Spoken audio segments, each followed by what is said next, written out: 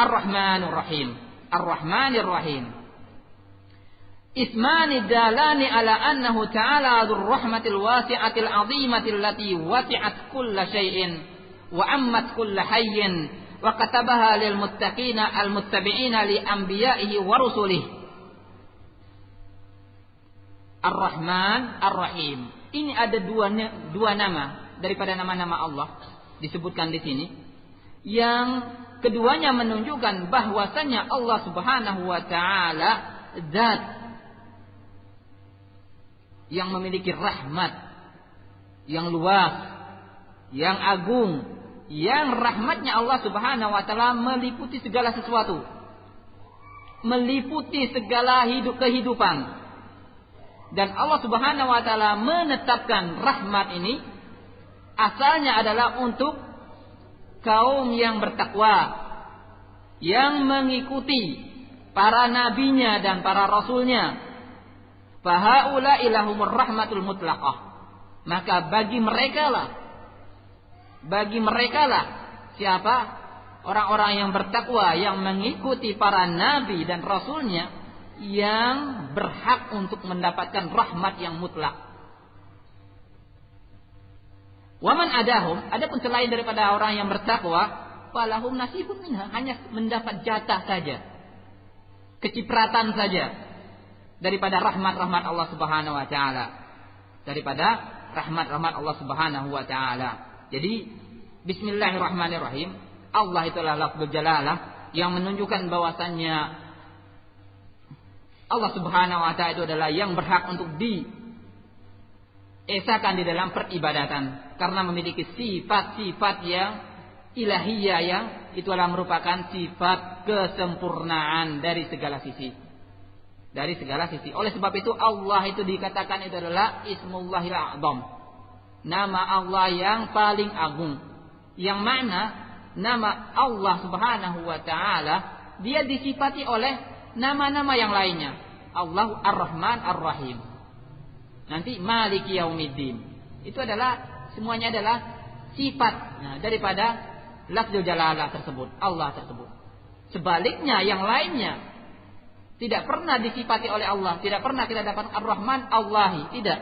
Namun sebaliknya, yang ada adalah Allah, yang nama-nama yang lain mengikuti nama Allah. Tidak pernah nama Allah mengikuti nama yang lainnya. Ini dikatakan bahwasanya lafzul jalalah Allah itu adalah Ismullahi al-A'zam. Wa alam anna minal qawaidi al-muttafaqi 'alaiha baina salafil ummati wa immatiha al-iman bi asma'illahi wa sifatihi wa ahkamis sifat. Dan ketahuilah bahwasanya merupakan kaidah-kaidah yang tidak diperselisihkan di antara salaful ummah dan imam-imamnya, beriman dengan nama-nama Allah dan sifat-sifat Allah serta hukum-hukum yang terkandung di dalam sifat tersebut. Ini merupakan suatu kewajiban bagi kaum mukminin, dia beriman dengan nama-nama, kemudian dengan sifat-sifat serta hukum-hukum yang ada di dalam sifat-sifat tersebut.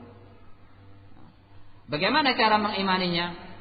Maka beriman dengan apa yang Allah Subhanahu wa taala tetapkan bagi dirinya di dalam Al-Quran, atau ditetapkan oleh Rasulnya di dalam As-Sunnah daripada nama-nama Allah serta sifat-sifatnya, dengan tidak merubah daripada nama-nama serta sifat-sifat tersebut, dengan tidak menolak daripada nama-nama dan sifat-sifat tersebut, dengan tidak menyerupakan nama-nama dan sifat-sifat tersebut dengan nama-nama dan sifat-sifat makhluk, dengan tidak mengira-ngirakan bentuk daripada sifat-sifat tersebut. Itu adalah bentuk daripada al-iman bi asma'i wa sifat. Fa yu'minu matalan bi annahu rahman rahim. Maka mereka ahlu sunnah, kaum mukminin, misalnya mereka beriman dengan Rahman dan Rahim. Dua nama daripada nama-nama Allah, Rahman dan Rahim. Apa sifat yang terkandung di dalam dua nama ini? Dzur-Rahmah, zat yang memiliki rahmat. Zat yang memiliki rahmat. Berarti Rahman dan Rahim itu adalah dua nama daripada nama Allah. Dzur-Rahmah itu adalah sifatnya. Sifat yang terkandung di dalam nama Rahman dan sifat yang terkandung di dalam nama Rahim. Dzur-Rahmatil lati tasafa biha, zat yang memiliki rahmah yang itu merupakan sifatnya. Al-muta'alliqatu bil marhum, yang rahmat dan Allah Subhanahu wa taala ini adalah berkaitan dengan yang dirahmati. Itu hukumnya. Hukumnya rahmat Allah Subhanahu wa taala tersalurkan kepada manusia yang dirahmati oleh Allah Subhanahu wa taala. Fan ni'am kulluha, kenikmatan semuanya itu adalah asarun min asari rahmatihi, itu adalah bentuk daripada bentuk-bentuk rahmat Allah Subhanahu wa taala. Asar daripada pengaruh rahmat Allah Subhanahu wa taala. Wa hakada fi sa'iril asma. Demikian juga di semua nama-nama Allah, mesti setiap ada nama Allah itu tidak lepas daripada tiga perkara. Penetapan terhadap nama tersebut, bahwasanya itu adalah nama daripada nama Allah. Yang kedua, kandungan sifat yang ada dalam nama tersebut. Kemudian hukum daripada sifat tersebut. Contohnya, yuqalu fil alim.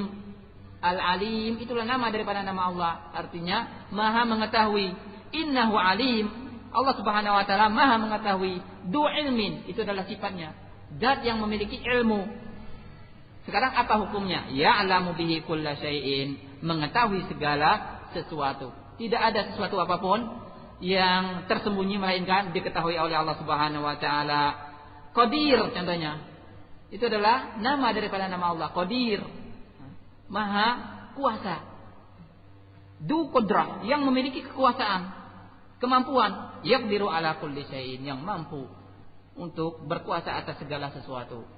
Dan ini bisa dipraktekkan di dalam nama-nama Allah Subhanahu wa taala yang lain. Dan kita cukup sampai di sini dan kita lanjutkan pada kesempatan berikutnya. Wallahu a'lam bissawab. Wassallallahu ala nabiyyina Muhammad wa ala alihi wa ashabihi wa sallam. Subhanakallahumma wa bihamdika asyhadu an la ilaha illa anta wa astaghfiruka wa atubu ilaik.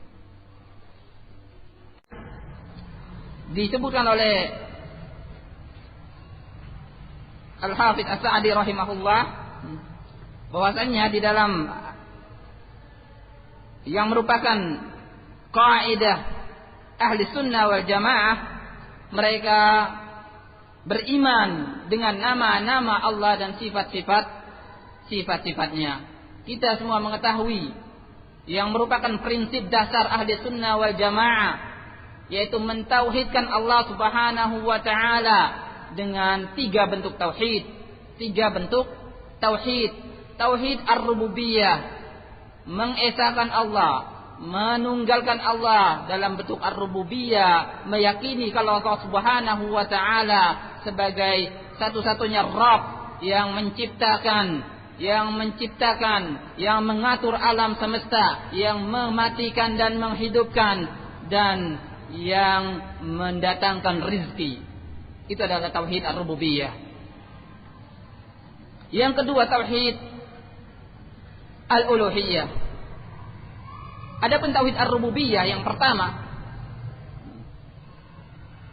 untuk tauhid ar-rububiyah, sekalipun kaum musyrikin Arab yang Rasulullah sallallahu alaihi wasallam diutus di tengah mereka, mereka tidak mengingkari tauhid ini. Wa in sa'atahum man khalaqas samawati wal arda la yaqulunna Allah. Jika engkau tanyakan kepada mereka, siapa pencipta langit dan bumi, maka sungguh mereka akan mengucapkan Allah. Ini adalah suatu yang tidak diingkari oleh kaum musyrikin sekalipun. Memang ada pengingkaran, namun itu adalah semata-mata karena keangkuhan dan kesombongan. Fir'aun, ana rabbukumul a'la, mengatakan aku adalah Rabb kalian yang paling tinggi, namun itu adalah semata-mata kesombongan.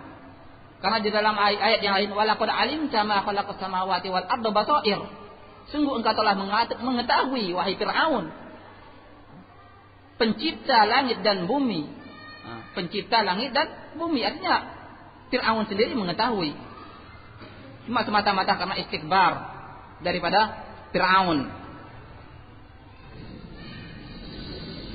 Dan iblis pun mengakui akan rububiyah Allah Subhanahu wa taala. Buktinya dengan kata-kata Rabb. Rabbi amdirni ila yaumi yub'atsin. Rabbku, tundalah siksaan bagiku sampai hari mereka dibangkitkan. Artinya dia kata-kata ketika mengatakan Rabbku mengakui akan rububiyah Allah Subhanahu wa taala. Ini iblis pun sekalipun. Tapi seseorang mengakui tauhid rububiyah semata, maka tidaklah hal tersebut memasukkan dia ke Islam. Belum memasukkan seseorang ke dalam Islam semata-mata dia bertauhid dengan tauhid ar-rububiyah.